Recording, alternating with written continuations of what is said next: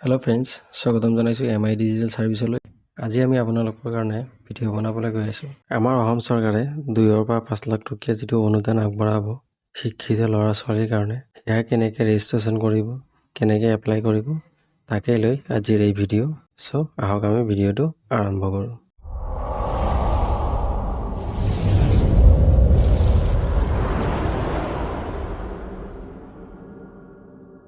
প্ৰথমতে ক্ৰম ব্ৰাউজাৰ খুলি ল'ব। সাৰ্চ বাৰত গৈ সাৰ্চ কৰিব CM তাৰপিছত AAA আসাম গভ, এইখিনি লিখি সাৰ্চ কৰি দিব। তাৰপিছত প্ৰথম লিংক যিটো আহিব আত্মনিৰ্ভৰ অসম অভিযান আসাম ষ্টেট পৰ্টেল, তাতে ক্লিক কৰি দিব।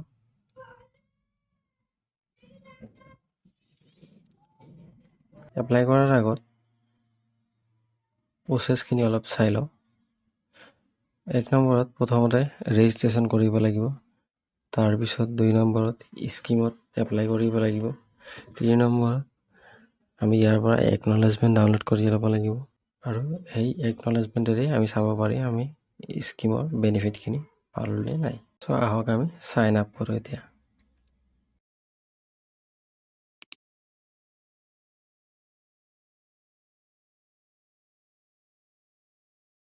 এতিয়া ইয়াতে চাই লওঁ আমি কি কি কৰিব লাগিব। আমি এপ্লিকেণ্ট নেম লিখিব লাগিব প্ৰথমত। তাৰপিছত এপ্লিকেণ্ট ইমেইল ID এইটো আপুনি যদি দিয়ে দিব পাৰে, নিদিলে একো নাই। তাৰপিছত কণ্টেক্ট নম্বৰ মেণ্ডেটৰী দিবই লাগিব।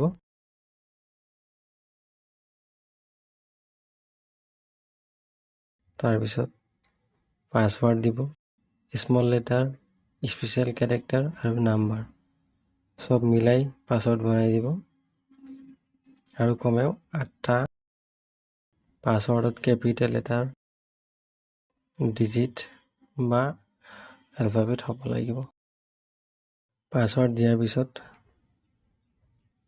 আকৌ এবাৰ চাই ল'ব চব ঠিকে আছে নেকি। ইয়াৰ পিছত কেপচা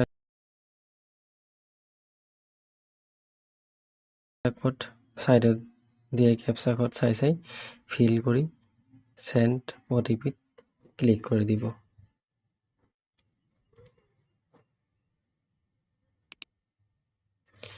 এতিয়া আগত দিয়া মোবাইল নম্বৰত OTP যাব। তাৰ পৰা OTP লৈ ইয়াতে পুট কৰি সাবমিট OTPত ক্লিক কৰিব।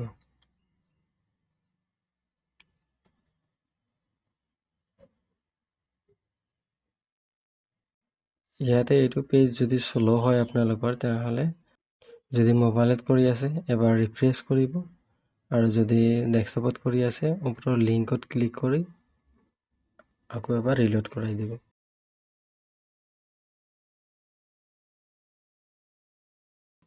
নেক্সট পেজ আমি ইয়াতে চাব পাৰিম যে নাম অলৰেডি আহি যাব।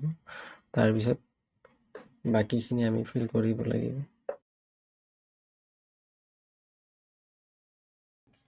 ফাদাৰ নেম লিখি ল'ব, দেউতাৰৰ নাম, জেণ্ডাৰত মেল নে ফিমেল কি হয় লিখি দিব। ছ'চিয়েল কেটেগৰী কোনটো হয় সেইটো চিলেক্ট কৰি ল'ব।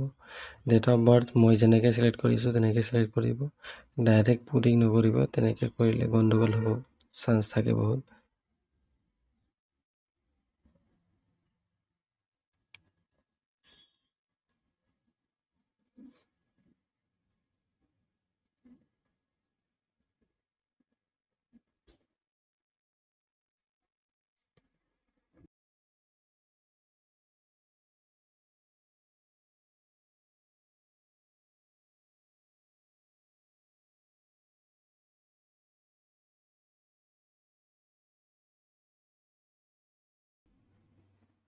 ধুনীয়াকৈ পেন নম্বৰ পুট কৰিব।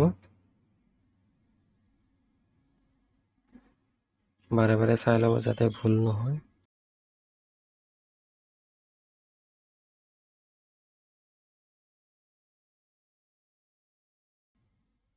তাৰপিছত এমপ্লয়মেণ্ট এক্সচেঞ্জ নম্বৰ যিটো সেইটো ইয়াতে বহুৱাই দিব। ইয়াতে এটা কথা কৈ থওঁ, আপুনি যদি বহুত আগতে মানে 24 ঘণ্টাৰ আগতে এমপ্লয়মেণ্ট এক্সচেঞ্জ ৰেজিষ্ট্ৰেশ্যন কৰিছিল তেতিয়া আপোনাৰ এতিয়া এপ্লাই কৰিব পাৰিব আৰু যদি আধা ঘণ্টা আগত বা 1 ঘণ্টা আগত এপ্লাই কৰিছে তেনেহ'লে আপোনাৰ চেম এনেকুৱা ভেৰিফিকেশ্যন ফেইল দেখুৱাব চ' মই এতিয়া আৰু 24 ঘণ্টামান ৰখিব লাগিব কাৰণ মই অলপ আগতে এইটো এমপ্লয়মেণ্ট এক্সচেঞ্জত ৰেজিষ্ট্ৰেশ্যন কাৰ্ড বনালোঁ চ' এতিয়া 24 ঘণ্টা ৰখি বাকীখিনি ভিডিঅ' কণ্টিনিউ কৰি আছোঁ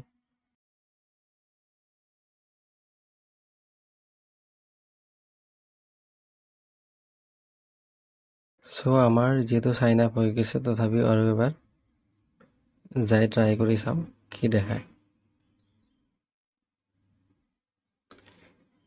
নাম ফিল কৰি দিম তাৰপিছত কণ্টেক্ট নাম্বাৰ পুট কৰিম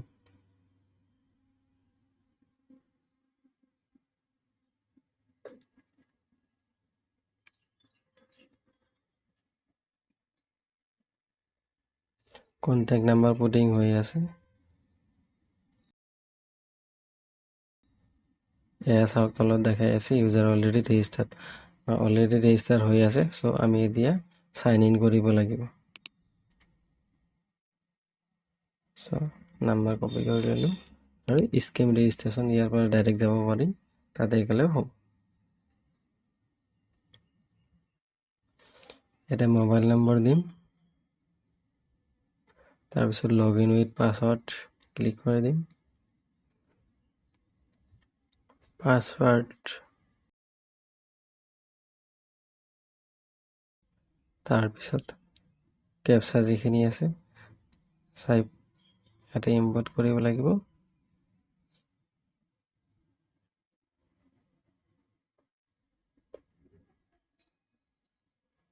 ইয়াৰ পিছত লগ ইনত ক্লিক কৰি দিম ইয়াতে চাওক এপ্লাই ফৰ ৰেজিষ্ট্ৰেশ্যন আমি ইয়াতে ক্লিক কৰি ল'ব লাগিব ক্লিক কৰিলে আগত যিটো ফৰ্ম চাইছিলে সেইটো ফৰ্মে আহি যাব যেটো কৰিব নোৱাৰিলে আমি কন্টিনিউ তাৰে পৰা দেখাই আছো এতিয়া এক্সচেঞ্জ নম্বৰটো দিয়াৰ পিছত ভেৰিফাইড ক্লিক কৰিম আৰু এইটো ভেলিডেটিং হৈ যাব এয়া চাওক ভেৰিফাইড দেখাইছে এতিয়া সেক্টৰ যোনটো সেক্টৰ আপোনাৰ হয় এইটো সেক্টৰ বাছি উলিয়াই ইয়াতে সিলেক্ট কৰি দিব আৰু যদি নাথাকে তাতে আধাৰ সিলেক্ট কৰিব ইয়াতেও যদি নাথাকে তেনেহলে আকৌ আধাৰ সিলেক্ট কৰিব আৰু আপোনাৰ যোনটো ক্যাটাগৰী হয় ইয়াতে লিখি দিব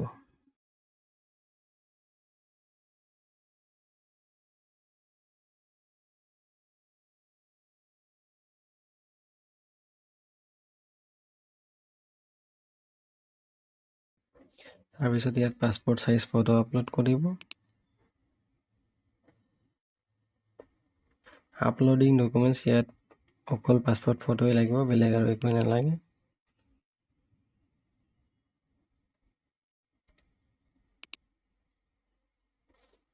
এতিয়া আমি আহো এড্ৰেছখিনি ফিল কৰি লওঁ ষ্টেট ফিল হৈ আছে ডিস্ট্ৰিক্ট ফিল কৰিম ডিস্ট্ৰিক্টৰ পিছত এসেম্বলি ফিল কৰিম তাৰপিছত সাব ডিভিজন তাৰপিছত পিন কোড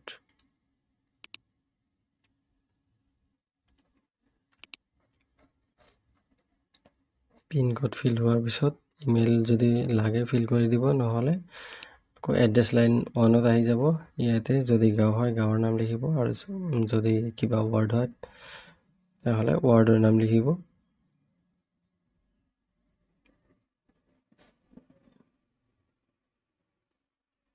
এড্ৰেছ লাইন 2 আপুনি পোষ্ট অফিচৰ নাম দিব পাৰে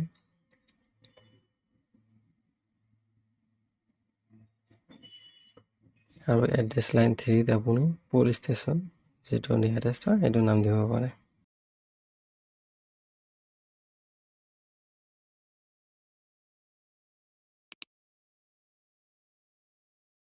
ইয়াৰ পিছত একাডেমিক কোৱালিফিকেশ্যন যেটো আছে এটো সিলেক্ট কৰি দিব ইয়াৰ পৰা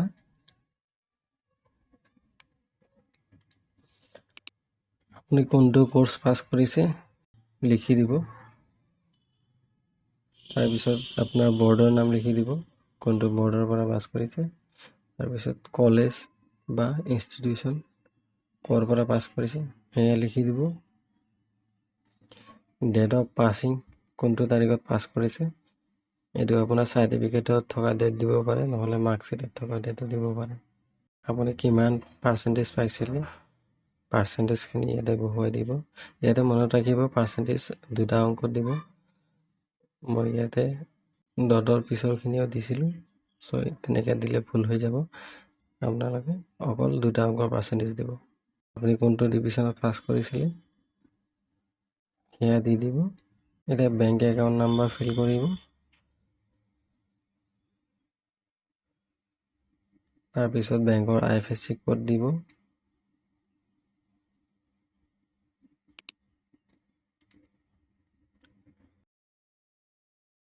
বেংকৰ নাম চিলেক্ট কৰিব ইয়াৰ পৰা, কি বেংক হয়। তাৰপিছত আপোনাৰ বেংকৰ ব্ৰাঞ্চৰ নাম লিখিব আৰু ব্ৰাঞ্চৰ এড্ৰেছ দি দিব ইয়াত।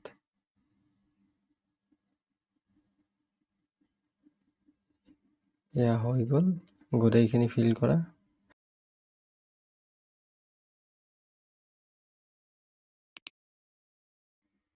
তাৰপিছত ছেভ এণ্ড নেক্সট কৰি দিম। ইয়াতে য়েছ ক্লিক কৰিব। এতিয়া আপোনাৰ প্ৰিভিউ ফৰ্ম আহিব, যি যি লিখিছে গোটেইখিনি ইয়াত চাব পাৰিব। যদি কিবা ভুল হৈছে ইয়াৰ পৰা আকৌ শুধৰণি কৰিব পাৰিব। চ' আকৌ ইয়াতে ভালদৰে চাই ল'ব।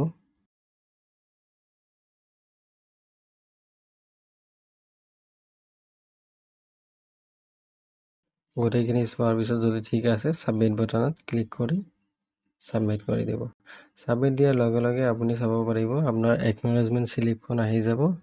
এইখন আপুনি তলত প্ৰিণ্ট থকা অপশ্যনত ক্লিক কৰিব, আৰু যদি আপুনি প্ৰিণ্ট কৰে ইয়াৰ পৰা ডাইৰেক্ট প্ৰিণ্ট দিব, নহ'লে ডেষ্টিনেশ্যনত গৈ তাতে আপুনি ছেভ কৰিও ল'ব পাৰে। মই ডেছবৰ্ড দেখাই দি আছোঁ, ইয়াতে কি আছে চাওক। গোটেইখিনি হৈ গৈছে, একনলেজমেণ্টলৈকে আছে। এতিয়া যদি স্কিমৰ পইচা দিয়ে এইটো ইয়াতে সোমাই যাব। চ' লগত কৰি দিছোঁ। চ' আজিলৈ ইমানেই বন্ধুসকল, ধন্যবাদ ইমানখিনি চোৱাৰ কাৰণে। বন্ধুসকল, আমি বনোৱা ভিডিঅ'বোৰ চাই আপুনি যদি উপকৃত হয় বা ভাল লাগে, তেনেহ'লে আমাৰ চেনেলখন ছাবস্ক্ৰাইব কৰিব আৰু ভিডিঅ'বোৰত লাইক কমেণ্ট কৰি আমাক উৎসাহ দিবলৈ অনুৰোধ জনালোঁ। ধন্যবাদ। Team MIDS।